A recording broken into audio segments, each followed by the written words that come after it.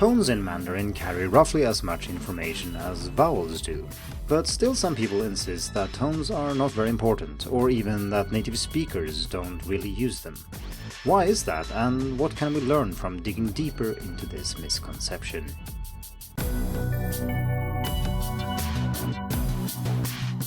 Hello and welcome to the Hacking Chinese podcast. In this week's episode we are going to talk about tones.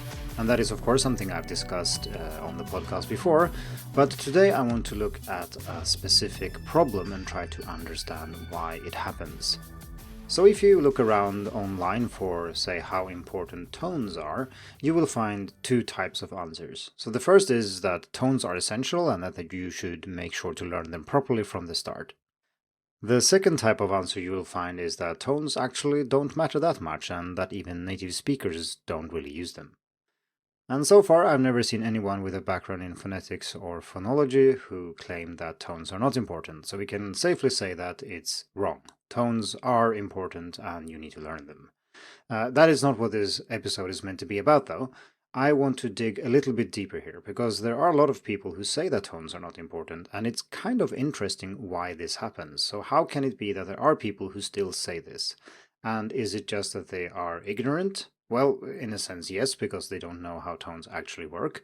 But I don't think that they are stupid. I think they are observing things that they see in their environment and in their own learning and reacting to it. And that can lead to the misconception that tones aren't very important. And in this episode, I will try to explain why. And of course, I don't know the answer here. This is my theory after observing this for a while and, of course, knowing about phonetics and phonology and listening comprehension and so on. And I will share some key insights about this throughout the episode. So the first and most basic observation is that the importance of tones is inversely proportional to the predictability of what you say. And to some of you, that might sound a bit abstract. What does that even mean? Well, it means that the more predictable a statement is, the less important tones get. So if you say something that people can guess easily, there is lots of predictability, tones don't matter. Whereas if you say something where they have little context and cannot guess, tones are very important. So we're going to look at two fairly similar examples here, or at least they look similar on the surface, but they are actually quite different. So the first one is a high predictability context, and that would be going to the airport. So imagine that you're in China, outside one of the more popular hotels for foreigners in the city, and you need to go to the airport.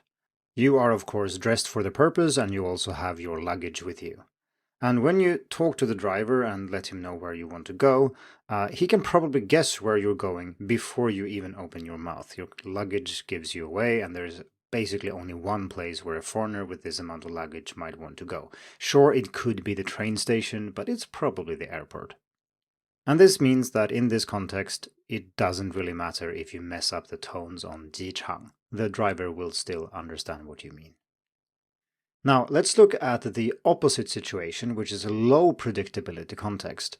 And this is the same situation. You're hailing a cab and you're talking to the driver about where you're going.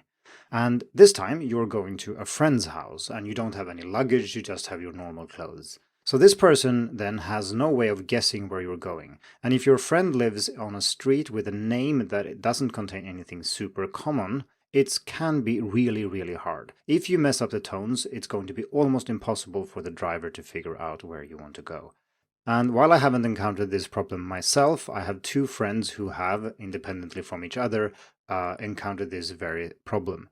And in one case, they needed to write it down, and in the other case, they had the address on their phones, and they could show the characters to the driver, who then looks very happy and says, "Oh, you want to go here." And to their ears, it sounds like the same place. It's just that they messed up some of the tones or didn't notice some other thing about the pronunciation. And communication broke down. In this situation, getting even one tone wrong is probably disastrous for communication, so every single thing you say is very, very important. So it's easy to see that depending on which of these situations you tend to be in, you can form different hypotheses about how important tones are. So if you find yourself in these high predictability settings all the time, you will think that tones maybe aren't that important after all. But if you find yourself in a wider set of contexts, such as the one with street names, for example, then you will draw the conclusion that tones are really important because every time you mess something up, people don't understand what you say. And of course, most situations that beginners find themselves in are highly predictable. And this is particularly true if you talk with people who know you and who know how good your Chinese is. So if you know a few hundred words, they kind of know what you can say and what you cannot say. They will not expect you to say something super fancy or super complex. They kind of know the range of things you're going to say. They know where you are, what it looks like around you, and so on. So they can rely on all these things to figure out what you want to say. And teachers are extremely good at this. So just because your teacher understands what you say and the people around you seem to be okay with your bad tones, that doesn't really mean that your tones are good, and it doesn't mean that you will be okay forever. When you leave the beginner area and move into more complex language, or language where the listener can't really guess what you're trying to say before you say it, you will find that tones are actually quite important. And this can, of course, be further aggravated by the fact that many native speakers tend to praise foreigners for their pronunciation, even if it's actually quite bad. And this is not to be mean or something, it's just meant as encouragement, but it can also have the effect that people walk around thinking that their pronunciation is slightly better than it actually is. And of course, since tones can also be quite hard to hear when you start learning the language, it is not that surprising that you might think that, say, native speakers don't use them as much or that your sentences are actually okay. Naturally, real-life conversations don't normally only involve weird street names, and the only situation, in fact, that I can think of off the top of my head that is more serious than that would be, say, a person's name, which can be almost anything. If you mess up the tones there, it's very, very difficult to know what you're trying to say. But real life conversations are not like that, of course. They occur somewhere in between. Because, of course, conversations are not like going to the airport either. Because, well, if people can guess what you're trying to say every time you're trying to say something before you say it, there isn't much point in communication, and you fairly quickly move beyond that level. So this leads us to another relationship, and we can say then that the importance of tones is proportional to the complexity of the utterance. So the more complex the thing you're trying to say is, the more important tones are. So if you know 200 words and you're a beginner, your teacher will understand what you're trying to say as long as you're using the words she knows you know, almost regardless what you say, actually. But if you know 20,000 words and you're talking with someone and explaining some new idea you have, they might actually misunderstand what you say if you miss one single tone in one sentence. And this can actually baffle me sometimes. It's something I experience still to this day. Like, of course, I make occasional mistakes with tones. And sometimes you say several sentences that are all completely fine, and you mess up on one word in the sentence, and the native speaker goes, "Huh? What did you say?" And you think like, okay, I mean, you understood everything else and it's like clear and so on, but this single word threw you off. And that is usually the key word in a sentence when that happens, and it's just something that the listener could not predict based on the other things. Maybe because the message was rather complex or new to the listener. And if you mess up a tone or something like that, it is going to cause trouble, even if everything else is perfect. Let's return to the original statement I made about that some people say that tones are not really used by native speakers. And this is, of course, completely wrong, like I said, but there are a couple of things that might lead students to draw this conclusion. For example, pronunciation in connected speech is often quite different from how it appears in a textbook. And that is true in any language. If you've studied any amount of English phonetics and phonology, you know that English words are pronounced in a very different way depending on context. Most native speakers don't know this, but as a second language learner, I know that. And if you've studied another language, I mean, apart from English and Chinese, you also know that a sentence in a language is not pronounced as all the individual words just spoken next to each other.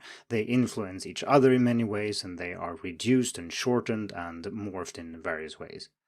And in Chinese, this happens with tones, of course. And the most well-known example of this is, of course, the third tone, which is rarely pronounced as a dipping tone as it is often taught. And we talked about this in episode 26 of the podcast if you want to learn more about the third tone. So that would be the only real example where something is pronounced in a completely different way to what it's usually taught. The other tones are usually roughly the same. They are maybe somewhat reduced, spoken more quickly, and so on. And there are a couple of other tone changes that typically occur in connected speech. These are usually optional though, meaning that as a speaker you don't have to apply them. What you say will still turn out correct. It is just that maybe it sounds a little bit stilted if you don't do it sometimes, and many native speakers do it when speaking, so it might cause some listening trouble if you're not aware of them. But these are not the same as tones not being used, far from it. Of course tones are used, they just morph a little bit when they are pronounced in context. Of course, it takes a while for most people as learners to hear that, but I can assure you that that is how it works. So what we've talked about so far is actually not just true for tones, it's true for pronunciation in general and even other sorts of mistakes that you might have in your speaking. It could be something with vocabulary, grammar, and so on. And the reason these things occur, if we zoom out a little bit, is that listeners use two types of processes to process spoken language. So one of them is bottom-up processing, and that is essentially taking information from the utterance itself, from the words, from the speech sounds, kind of parsing them, putting them together, categorizing them, and then gradually connecting these speech sounds to memories of the meanings of words stored in long-term memory, and then you can kind of synthesize and start forming a meaning based on what you hear. And when listening to someone who is not a native speaker and makes mistakes, then this is obviously a problem because you might incorrectly think that they are trying to say one thing, but they are actually saying something else. Or they are messing up a tone, so you miscategorize a certain syllable, or you think they're trying to say something else. Fortunately, though, we don't rely only on bottom-up processing. That would never work. Instead, we always rely on top-down processing as well. And that starts in the other direction, so it starts with what you already know, and that is usually based on, say, context, what you know about the situation, what you know about the speaker, what they've said so far, what makes sense in this language given the rules of grammar we have, and so on. So you already have a framework where you try to kind of slot in the new information you get from the actual words that the person is saying. And this process is very efficient for native speakers, and it's something we do all the time when listening. It's just that we're usually not aware of it. But when we listen to a non-native speaker talking and they're making mistakes, this process can fill in the blanks. It can kind of help us predict what the person is saying, and it can also help us correct what we thought they said earlier. Oh, maybe they didn't mean chest hair, because obviously panda is much more reasonable in this situation because he's talking about going to the zoo. Things like that. So the reason then is that you can get away with bad tones in a predictable context is that the listener will rely on these top-down processes, on the things they know about the setting and what they can predict you're going to say, and then use those processes to help understanding and parsing the actual sounds you're saying. And that works even if you make mistakes. Whereas if there isn't that much context to rely on, these processes are much weaker and the listener will need to listen more closely to what you're actually saying, and then making mistakes becomes much more serious. So I guess this was just a very long-winded way of saying that tones are important. And if you hear someone who claims that tones aren't important, they are not stupid. They are a bit misinformed, but they are not stupid. They're just drawing their conclusions based on the types of situations where they have used Chinese or where they've seen other people use Chinese, where making tone mistakes kind of isn't a big problem. And now at least you know why, provided that my explanation here is actually correct, but I think it is. There might, of course, be more to it, so if you have something to add or a comment or something to contribute to this discussion, I'd be very happy if you went to Hacking Chinese and left a comment or pinged me on social media. Thank you for tuning in to the Hacking Chinese podcast. If you like this episode, please share it. More information and inspiration about learning and teaching Chinese can be found at hackingchinese.com. See you in the next episode, and until then, good luck with your studies.